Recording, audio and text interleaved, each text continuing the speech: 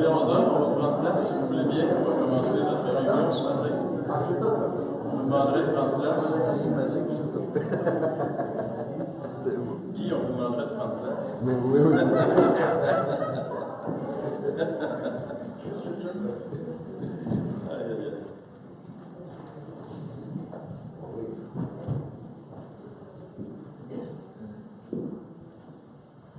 Eh bien, bonjour à vous tous et merci d'être là ce matin. On voudrait aussi ce matin saluer les gens qui nous écoutent. On est en direct là, sur Internet pour les prochaines minutes.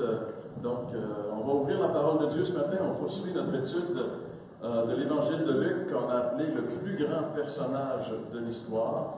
Et ce matin, on est dans le chapitre 22 encore. On est au verset 54. On va lire les passages du verset 54 à 62.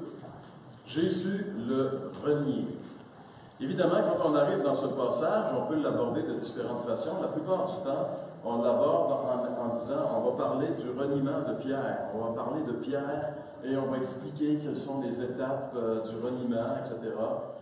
C'est une façon de l'aborder, et on l'a souvent abordé de cette façon-là.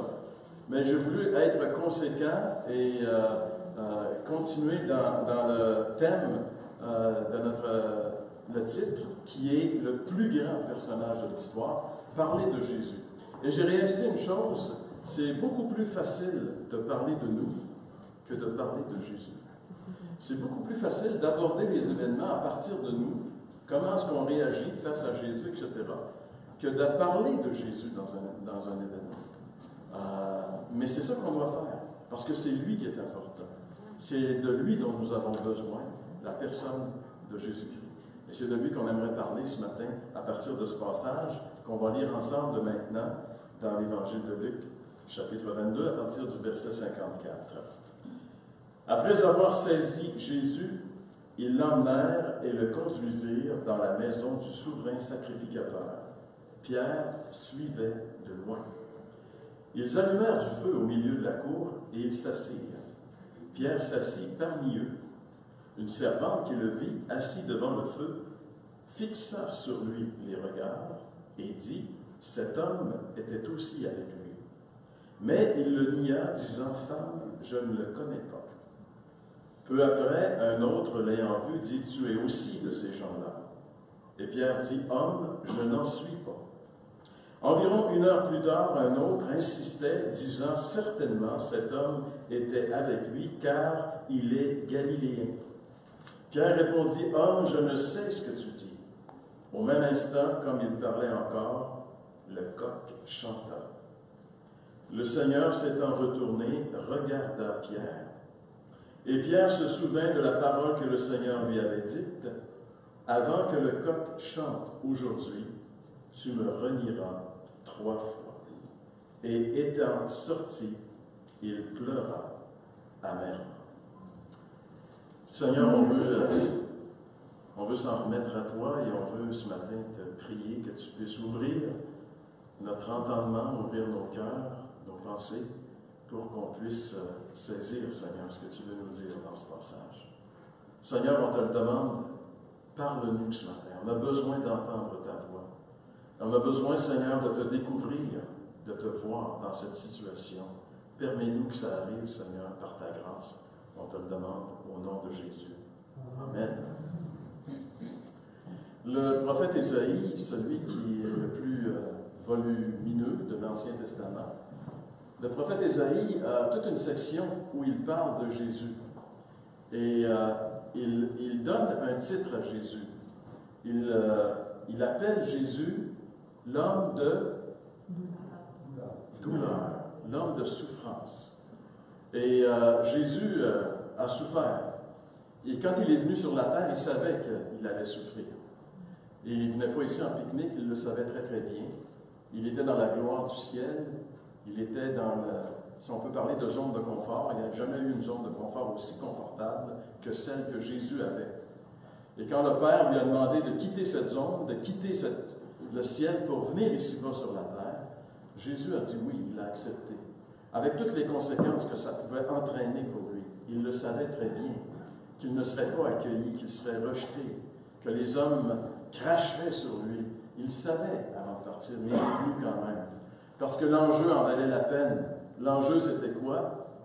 L'enjeu, c'était le salut éternel de tous ceux qui se confieraient dans ce qu'il allait accomplir sur la croix. Et pour lui, ça valait la peine qu'il vienne et qu'il souffre. Et ces souffrances sont de toutes sortes, de toute nature. D'abord, il a souffert atrocement physiquement. Je veux dire, imaginez-vous les soldats romains, si vous avez déjà lu un peu ou même vu certains films sur l'époque romaine, les soldats romains étaient vraiment des gens barbares. Pour eux, tuer quelqu'un, c'était pas une grosse job. C'était de la routine. Alors imaginez-vous que vous êtes dans la main de ces gens-là, comme Jésus l'a été, et pour s'amuser, alors eux, qu'est-ce qu'ils font? Ils mettent un voile sur la tête de Jésus, un linge, et là, ils le frappent, comme des soldats peuvent le frapper. Et puis, ils disent, pour se moquer de lui, devine qui t'a frappé. Alors Jésus a enduré ça. Et par la suite, on lui a mis une couronne d'épines. On a transpercé le crâne avec une couronne d'épines. On va le flageller. La flagellation, nos versions rendent des fois, il a été battu de verge. Puis ça ne dit pas grand-chose. Une verge, on s'en souvient, quand on était jeune, avoir un coup de ça, regarde. Je sais, c'est parce que nous, on est tous mélangés avec les termes. Mais les Romains avaient des fouets qu'ils appelaient des scorpions, en fait des fouets qui étaient des lanières de cuir dans lesquelles étaient insérés des morceaux de métal et des morceaux de roche. Et quand ils frappaient le dos et qu'ils retiraient le fouet, ben en fait la chair arrachait. C'était horrible, la flagellation. Jésus a subi la flagellation. Et le pire, bien sûr, il a subi la crucifixion, on l'a cloué sur la croix et on l'a mis en public. Toutes ces souffrances physiques, Jésus les a endurées pour nous. C'est à cause de nos péchés que Jésus a dû souffrir ces choses-là. Mais il n'a pas souffert que des souffrances physiques. Il a souffert aussi énormément de souffrances morales. Jésus, il a été abandonné. Quand il était dans le jardin de Gethsémani, tous les siens se sont sauvés. Ils se sont tous partis. Il a été abandonné. Il a été trahi. Il a été trahi par quelqu'un qui l'a mis dans sa gang pendant 3 ans. Quelqu'un qui l'a formé, quelqu'un à qui il s'est donné. Il a été trahi, un couteau dans le dos. Il a été renié. C'est ce qu'on va voir ce matin. Le reniement. Jésus a été renié. Et à travers toutes ces choses-là, si on porte les regards sur Jésus, on le retrouve seul. Il est abandonné, il est renié, il est seul. Et il y a même un théologien qui a parlé de la souffrance cosmique de Jésus. Je ne sais pas pourquoi cosmique, mais en voulant dire, il était vraiment seul, il n'y avait plus où se tourner. Même quand il se tourne vers le Père, le ciel lui est fermé, les gens du monde de la terre le rejettent, le ciel est fermé, il est seul. La solitude, c'est une souffrance horrible. Il y a des gens qui souffrent de solitude. Il y a des gens même qui s'enlèvent la vie parce qu'ils ne peuvent plus supporter la solitude. Mais Jésus a été seul dans ce qu'il a enduré. Donc ce matin, on va s'arrêter sur une des souffrances morales que Jésus a endurées pour nous, le reniement. Si vous regardez dans le dictionnaire une définition du mot renier, du verbe renier, ça dit « c'est déclarer faussement qu'on ne connaît pas la personne ». Dans le reniement, il y a 2 éléments importants. Il y a du mensonge. Parce que si vraiment tu ne connais pas une personne, tu ne la renies pas. Il n'y a pas de mal à ne pas connaître une personne. Mais connaître une personne et dire qu'on ne la connaît pas, c'est mentir. Donc, il y a du mensonge. Et aussi, la raison pour laquelle on renie très souvent, c'est la lâcheté. Donc, dans le reniement, il y a une nature humaine qui se manifeste. Et quand on voit Pierre qui renie de Jésus, on voit c'est quoi la nature de l'homme. Le mensonge. Pour se tirer d'affaire, on est prêt à n'importe quoi. Tu sais, quelqu'un a dit, chaque personne a son prix. Et quand on est pris au piège, pour se tirer d'affaire, on peut mentir, on peut dire n'importe quoi. Et c'est un peu ce qu'on va voir ici arriver avec Pierre. Donc, dans le reniement, il y a le mensonge. Et on sait que le mensonge, le Seigneur a dit que le mensonge vient de l'ennemi, vient du diable. Le diable est le père du mensonge.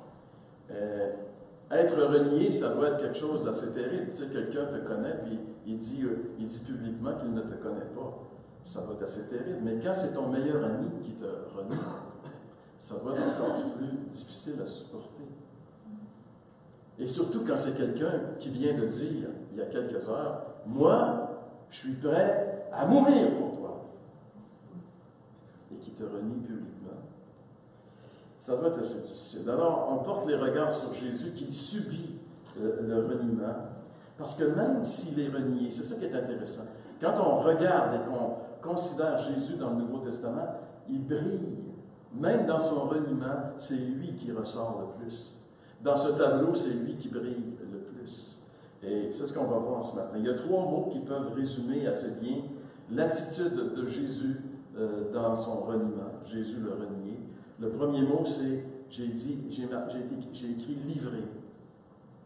Les versets 54 et 55 nous révèlent que Jésus s'est livré, parce que personne n'aurait pu avoir la main sur lui si lui-même, de lui-même, il ne s'était pas livré. C'est pour ça que j'ai mis ce premier mot. Deuxièmement, le silence. Jésus, dans la grande période où Pierre est en train de le renier, Jésus, il brille par son silence.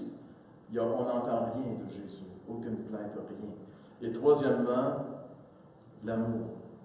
Même dans le reniement, Jésus aime celui qui le renie.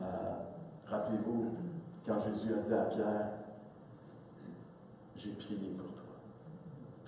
J'ai prié pour toi. » C'est pour ça que Pierre est passé au travers.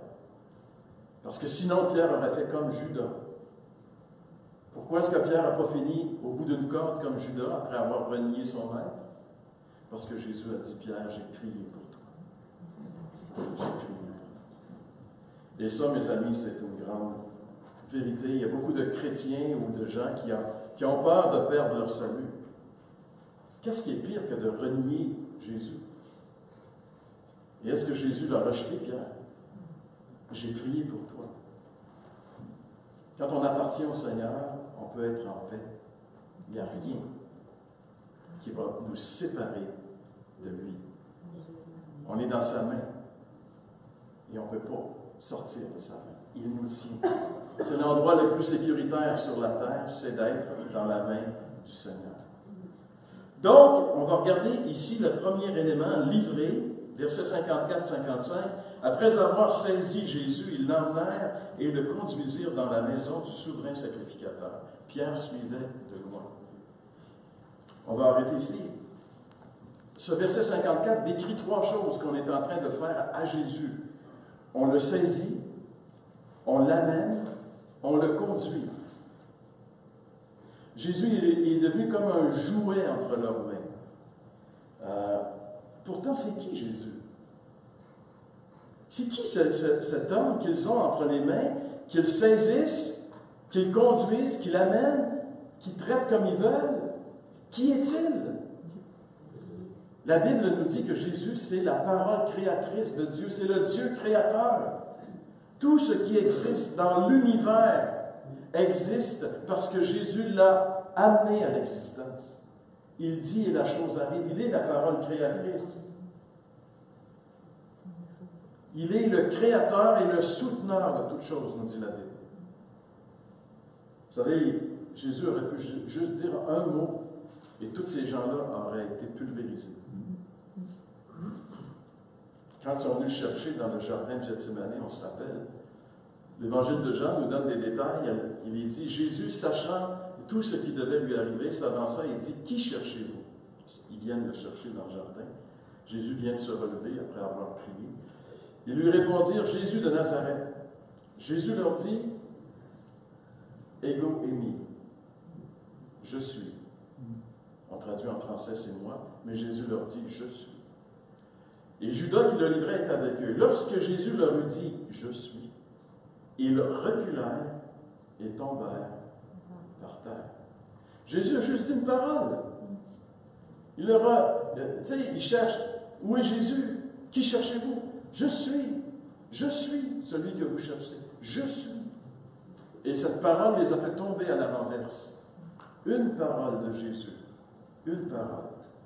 pour que ces gens puissent se saisir de Jésus, il a fallu que Jésus se livre à eux en réalité. Si Jésus ne se livrait pas à eux, ils auraient pu absolument rien faire. Et c'est pour ça que la Bible nous rappelle, Paul nous rappelle dans l'Épître aux Éphésiens, cette vérité importante. Peut-être qu'il est bon de se rappeler ici. Marcher dans l'amour à l'exemple de Christ qui nous a aimés et qui s'est livré lui-même à Dieu pour nous comme une offrande et un sacrifice de bonne odeur. Par amour, Jésus s'est livré. Notez que c'est dans l'amour. Paul, il prend l'exemple du fait que Jésus s'est livré pour dire marcher dans l'amour à l'exemple de Jésus. Qu'est-ce que Jésus a fait dans son amour? Il s'est livré lui-même. S'il ne se livrait pas lui-même, personne n'aurait pu mettre la main sur lui. Personne n'aurait pu le crucifier. Et si personne n'avait pu le crucifier, il n'y aurait pas eu de salut pour personne. Il fallait que Jésus se livre lui-même dans la main de ses ennemis. Quand on parle de Jésus le renié, il faut se rappeler que si Jésus a été renié, c'est parce qu'il a permis lui-même qu'il soit renié. Et à la fin de ce verset ici, il y a une petite phrase qui dit « Pierre suivait de loin ». La situation des disciples, là, elle est très délicate, elle est dangereuse. Il faut faire attention parce que Jésus est devenu l'ennemi numéro 1, l'ennemi à abattre. Et évidemment, tous ceux qui sont près de lui vont pouvoir peut-être être éclaboussés par ça. Donc, il faut faire attention. Et c'est pour ça que Pierre prend une certaine distance. Il veut suivre Jésus, mais pas trop collé. Il ne veut pas être identifié avec lui. Il veut juste voir qu'est-ce qui va arriver. Il suit de loin. Et on pourrait dire ici que s'éloigner de Jésus, c'est jamais vraiment une très bonne affaire pour un disciple. Le premier pas, on pourrait dire, si on voulait expliquer ici, comme je l'ai dit ce matin, si on avait pris, et on va être obligé d'en parler, parce que bien sûr, c'est le thème de ce passage, le reniement de Pierre, et on pourrait dire que le premier pas du reniement, c'est de prendre une distance face à Jésus. Ce matin, dans notre adoration, on a parlé du privilège que nous avons, que Dieu nous ait rapprochés. Et quelqu'un a même mentionné un petit peu les choses qui peuvent nous éloigner. Même si on est maintenant accepté dans la présence de Dieu, est-ce que nous exploitons au maximum cette présence du Seigneur? Est-ce qu'on l'exploite? Est-ce qu'on en passe du temps avec lui? Il n'y a rien qui t'empêche. Peu importe où tu es, tu peux tout le temps t'approcher de lui. Mais c'est un combat, parce qu'il y a 1000 choses qui nous attirent ailleurs qu'à lui. Ces choses-là, notre frère, ce matin, Benoît nous les a mentionnées. Notre chair, le monde, l'ennemi, ne veut pas qu'on passe du temps avec Jésus, qu'on soit seul avec lui. Il va faire tout en son possible pour nous éloigner, pour nous distraire. Parce qu'il sait que lorsqu'un chrétien est dans la présence de son Sauveur, prend du temps avec lui, médite dans sa parole, il sait qu'il va se produire des choses qui vont nuire au diable. C'est pour ça qu'il ne veut pas que ça arrive. Il aime mieux nous garder dans le sommeil, complètement endormis avec les choses du monde, la télévision, quoi que ce soit, endormis, on est loin, le Seigneur n'est pas là. Oui, on est chrétien, oui, on fait notre petite prière. Tu sais, des fois, on va ouvrir même notre Bible. Hey! Mais est-ce qu'on lutte pour avoir du temps avec le Seigneur? Et sinon, on prend une distance. Et souvent, on n'est pas conscient que cette distance-là, elle s'agrandit continuellement. Et si on prend une distance avec le Seigneur, si on ne cultive pas notre relation intime avec lui, ben, on risque de se retrouver à la même place où Pierre s'est retrouvé. Verset 55. Ils allumèrent du feu au milieu de la cour et ils s'assirent. Pierre s'assit parmi eux. C'est qui les gens qui sont assis autour du feu? C'est les ennemis de Jésus. C'est eux qui veulent sa mort. Et qui est celui qui est au milieu d'eux, qui pense qu'il va passer incognito? Il veut se camoufler dans la foule. Pierre, il pense qu'il est en sécurité, il va pouvoir assister, voir tout ce qui se passe sans être reconnu. Mais ce qui est malheureux, c'est que Pierre, sans s'en rendre compte, il est assis en plein milieu, il est assis avec les ennemis de Jésus. Et ça me fait penser au psaume premier. Le psaume premier, le premier verset, dans tout le livre des psaumes, premier verset du premier livre, « Heureux l'homme qui ne marche pas selon le conseil des méchants, qui ne s'arrête pas sur la voie des pécheurs et qui ne s'assied pas en compagnie des moqueurs. » Voyez-vous le scénario, marcher selon le conseil des méchants, s'arrêter sur la voie des pécheurs, et finalement, tu te retrouves assis avec les moqueurs. C'est un processus. Et pendant que Pierre est là, assis au milieu des ennemis de Jésus, qu'est-ce que fait Jésus? Il est en train de se faire juger. Jésus, il est silencieux. Ça, c'est notre deuxième point, le silence. Le silence de Jésus. Jésus est à l'écart, il est seul, il est en train d'être faussement accusé. Et pendant ce temps-là, comme soutien merveilleux, qu'est-ce que Pierre lui donne? Pierre va le renier. Pierre, il est au milieu des ennemis de Jésus. Et quand on est chrétien et qu'on est au milieu des ennemis de Jésus, immédiatement, il y a une pression qui vient. C'est impossible d'être parmi des incroyants, si on est vraiment chrétien, sans subir cette pression. Quelle est cette pression? C'est que, regarde, toi, tu n'es pas comme eux. Puis eux ne sont pas comme toi. Puis à un moment donné, cette différence-là va émerger. Mais toi, tu ne veux pas qu'elle émerge, parce que le moment donné où cette différence-là va émerger, il va se produire des choses. Tu vas être identifié. Et souvent, on a mieux passé incognito, comme chantait la chanteuse.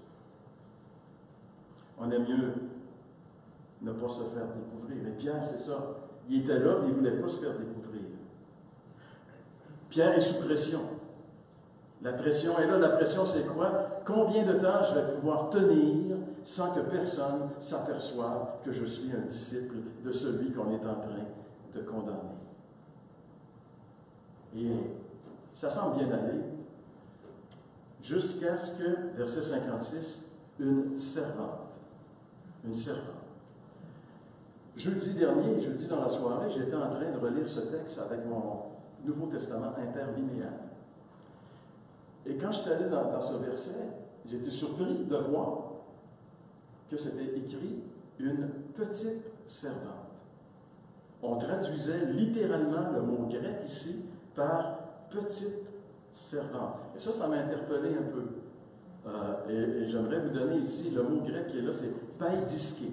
Paidiské, c'est le mot grec qui est là. Et qu'est-ce que ça veut dire en français, ça? Une jeune fille, une demoiselle, une servante, une jeune esclave. Une jeune servante qui était chargée de la porte. On voit dans d'autres passages. Qu'est-ce qui peut être le moins dangereux qu'une jeune esclave? Mais qu'est-ce qu'a fait cette jeune esclave? Regardez ce qui est écrit. Une jeune servante qui le vit, assis devant le feu, fixa sur lui les regards. Elle, là, elle est là, puis Pierre, il est assis autour du feu. Donc, ça fait quoi, le feu? On est la nuit, il fait froid, c'est le début, en fait, c'est le mois d'avril. Et même en Israël, les nuits sont assez frisquettes, le mois d'avril. Alors, on fait un feu pour se réchauffer, mais un feu, en général, ça produit de la chaleur, puis ça produit autre chose. De la lumière. Alors, la lumière permet à la jeune fille de voir clairement qui est celui-là. Puis là, elle est devant lui, puis elle le regarde. Elle dévisage. Pierre, il doit se dire, vas-tu finir par regarder ailleurs? Non, mais Pierre est sous pression. Il sait que c'est pas normal qu'elle regarde comme ça. Parce que le mot ici, athénizo en grec, fixa, ça veut dire regarder attentivement. Tu sais, elle n'est pas juste en train de... Non, elle regarde. Puis dans son regard, il y a quelque chose qui dit, ce gars-là, il me semble que je l'ai déjà vu. Et Pierre, il était là-dessus. Seigneur, il fallait changer d'idée, qu'elle regarde ailleurs. C'est un moment de grande pression que Pierre est en train de vivre. Puis après qu'elle l'a bien examiné, là, quand elle est certaine, là, elle va parler. Cet homme était aussi avec lui. Alors Pierre est assis au milieu de toute la gang des ennemis de Jésus. La petite servante le reconnaît, puis elle dit publiquement et fortement, cet homme, il était avec Jésus, qu'on est en train de condamner. Il est avec. À Pierre, il s'est fait dévoiler. La bombe est lâchée. Comment Pierre va réagir? Cet homme était avec lui. Pierre aurait pu, c'est un honneur, être reconnu pour avoir été avec Jésus. C'est un honneur. Et qu'est-ce que Pierre va dire ici? Je ne le connais pas. Pour la première fois de sa vie, Pierre va prononcer ces paroles. Je ne le connais pas. Hey, ça fait 3 ans qu'il vit avec lui. Il vient de dire il y a quelques heures, moi je suis prêt à mourir pour toi, Seigneur. Et là, qu'est-ce qu'il dit devant une petite servante? Je ne le connais pas. Je ne le connais pas. Là, il pense qu'il vient de conter un mensonge horrible. Il a menti, Pierre. Puis là, il vient de manger un coup de poing, Pierre. Bang! Puis il n'a pas le temps de se remettre. Il va en avoir un autre dans l'autre bord. Bang! Verset 58. Peu après, il n'a pas le temps de se remettre. Il voit encore des étoiles. Peu après, un autre l'ayant vu dit, tu es aussi de ces gens-là. Tu es dans sa gang. Ce qui, normalement, aussi aurait dû être pour Pierre un honneur. Et qu'est-ce qu'il va dire? Je n'en suis pas. Non, tu te trompes, je ne suis pas dans la gang de Jésus. Et là, Pierre va avoir un petit relax. 1 heure de temps. Il n'y a pas personne qui se lève. Pierre, il est vraiment, vraiment amoché. Mais après 1 heure, verset 59, environ 1 heure plus tard, un autre insistait, disant, certainement cet homme était aussi avec lui, car il est galiléen. Pierre a été reconnu par son accent. Les gens de la Galilée ont un accent. De toute façon, écoute, on peut comprendre ça facilement, nous. Quand tu entends parler quelqu'un qui vient du lac Saint-Jean, c'est sûr que tu sais qu'il vient du Saguenay. Ils ont un accent. On a tous des accents. Sauf nous, les gens ici de Sorel et de Montréal et des environs, on n'a pas d'accent. Mais partout ailleurs au Québec, il y a ce qu'on appelle des accents régionaux. Et il y a des accents régionaux qui sont plus marqués que d'autres. Les gens du Saguenay, les gens des îles de la Madeleine. Et quand ils te parlent, ça te prend à peu près 3 fois avant de comprendre ce qu'ils te disent. Il faut que tu commences à comprendre les mots. Mais après ça, tu te dis, waouh, c'est merveilleux, c'est un beau langage quand même. Mais ils ont un accent. Et là, tu sais que quand quelqu'un te parle et qu'il vient des îles de la Madeleine, tu sais, tu reconnais l'accent. Alors, les gens de la Galilée avaient un accent.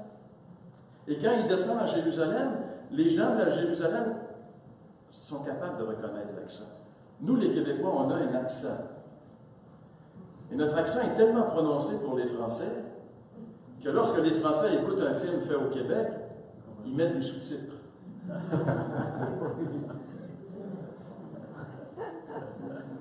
Mais ça, c'est les Français. Regarde eux autres. Hein? Ils ont de la misère avec leur langue. Puis là, ils ont de la misère avec le gouvernement aujourd'hui aussi. On va savoir ça dans quelques heures, ce qui arrive avec eux. Alors, l'accent de Pierre, et Luc ici, il est quand même assez restreint. Luc ne nous donne pas tout le détail, mais les autres évangiles, Matthieu, Marc, nous disent entre autres qu'à ce moment-là, Pierre, il s'est fâché et il a commencé à sacrer pour dire qu'il n'était pas un disciple. Tu sais, il essayait vraiment là, tu sais, de se démarquer de Jésus. Et pendant qu'il était en train de sacrer comme ça, pendant qu'il était en train de parler et de dire qu'il n'était pas un disciple, oh, le réveil sonne. Regardez ici, verset 60. Pierre dit, « Homme, je ne sais pas ce que tu dis. » Au même instant, comme il parlait encore, le coq chanta. Le coq chanta. Ça, c'est le réveil. Pierre, il s'est réveillé. Pour moi, il était en train de faire un cauchemar. Mais c'était la réalité. Le coq chante. Le coq réveille Pierre, mais pas juste Pierre. Le coq réveille aussi une autre personne, parce qu'ils sont deux personnes dans cette cour de Caïphe qui savent que le chant du coq, c'est un signal de quelque chose. Versets 61-62, là, on arrive à notre troisième et dernier point, le point amour.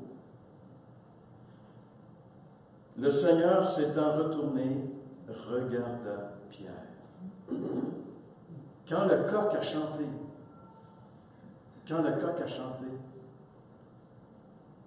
probablement que la majorité des gens n'ont pas fait attention.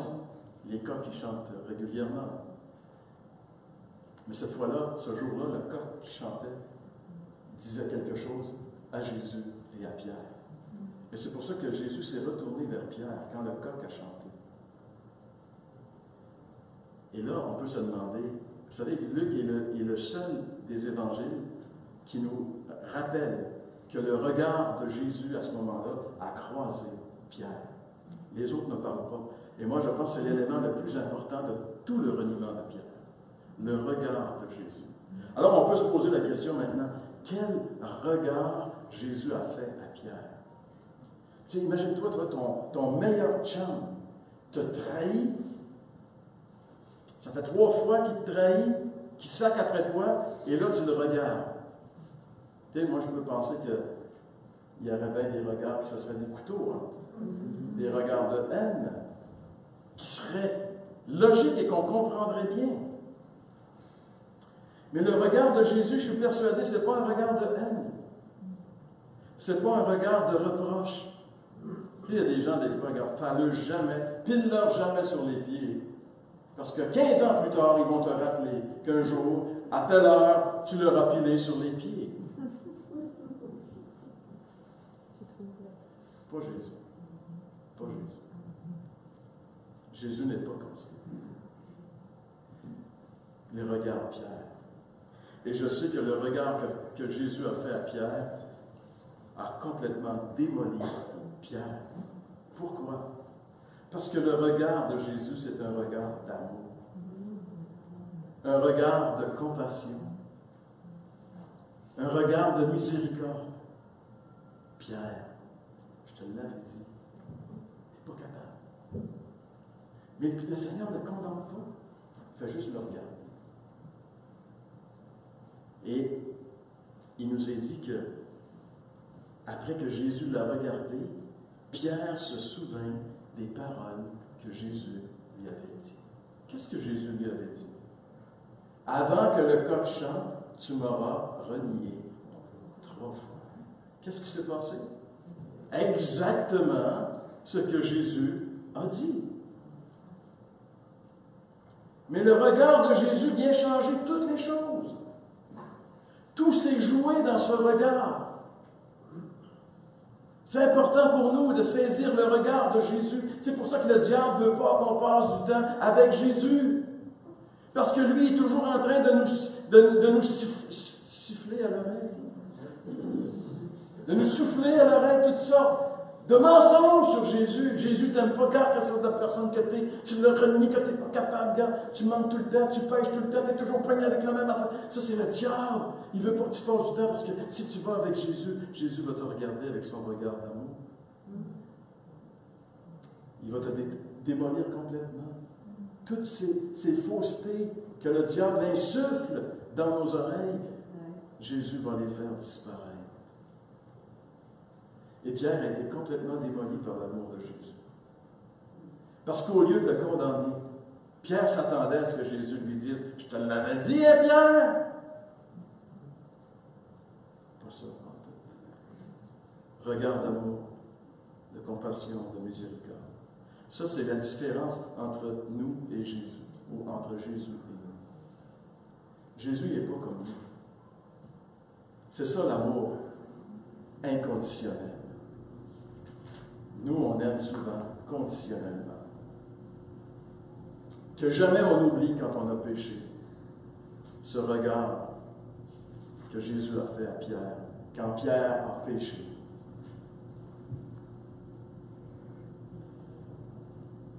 C'est sûr qu'on doit reconnaître notre péché. La Bible est claire là-dessus. qu'on doit confesser notre péché et abandonner notre péché. Mais l'attitude de Jésus, c'est une attitude de restauration, une attitude d'amour, de pardon, non pas d'accusation et de condamnation. Vous savez, jamais Jésus va revenir sur cet événement. Jamais dans la vie de Pierre, Jésus va revenir. « Hey Pierre, ouais, ça fait une couple de mois, là, mais t'as souviens-tu, tu as vraiment manqué à ton... » Jamais. Jésus ne reviendra jamais sur ce péché de Pierre. Jamais. Ça, c'est le vrai pardon. Dans le pardon, il y a l'aspect oublié. Je ne me souviendrai plus de vos péchés, dit le Seigneur.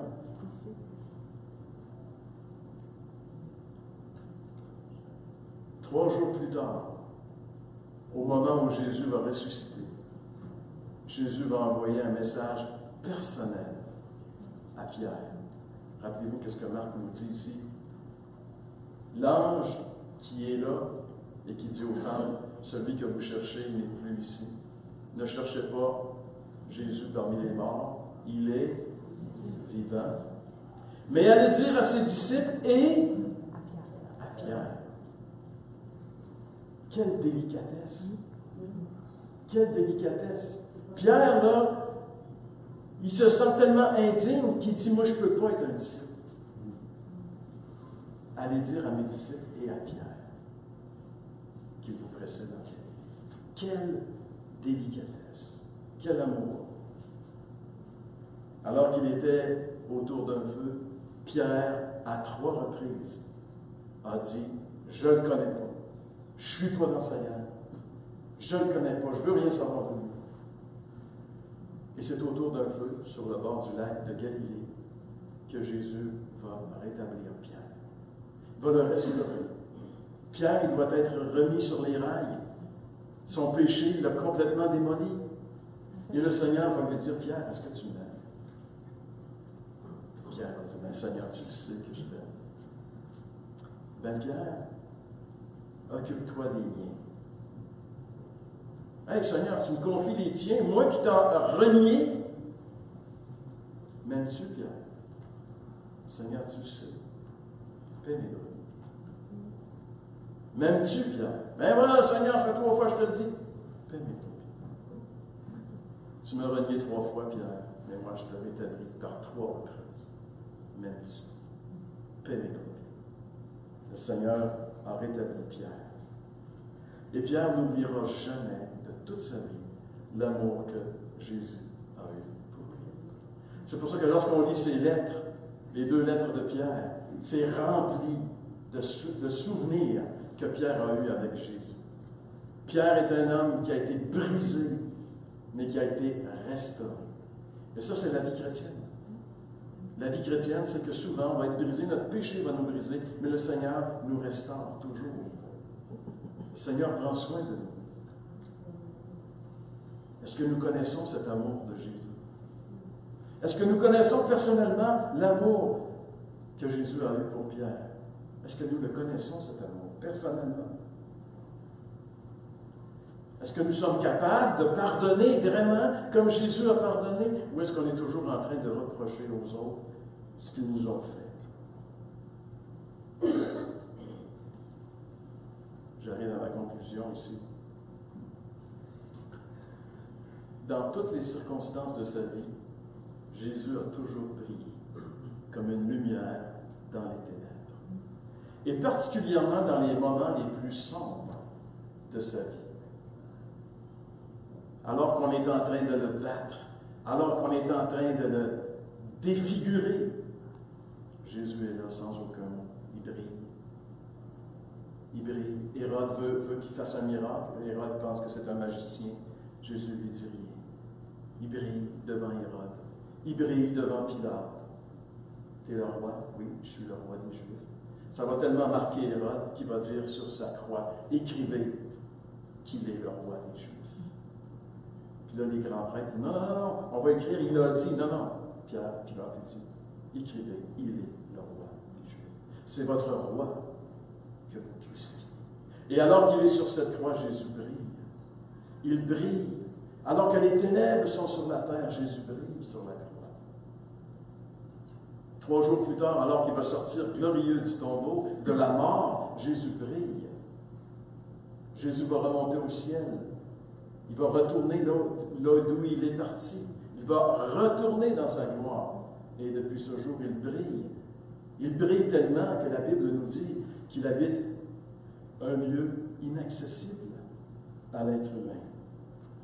Et dans un drame terrible comme celui du reniement, qui est celui qui brille le plus? C'est Jésus.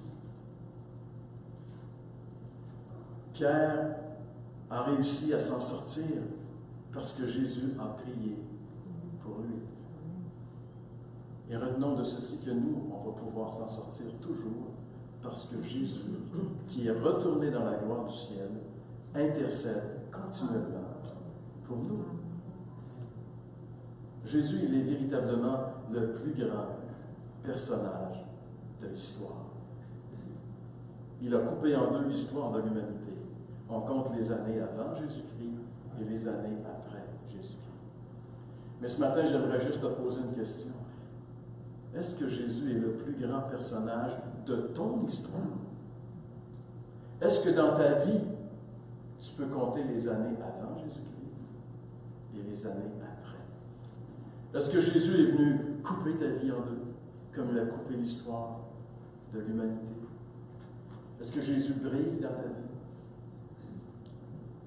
C'est des questions auxquelles on devrait répondre après avoir réfléchi quelques instants sur ce passage. Jésus, il est vraiment le plus grand personnage de l'histoire.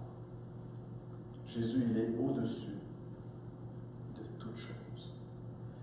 Et on va terminer ce message ce matin en se levant et en chantant ce chant. Au-dessus de tout.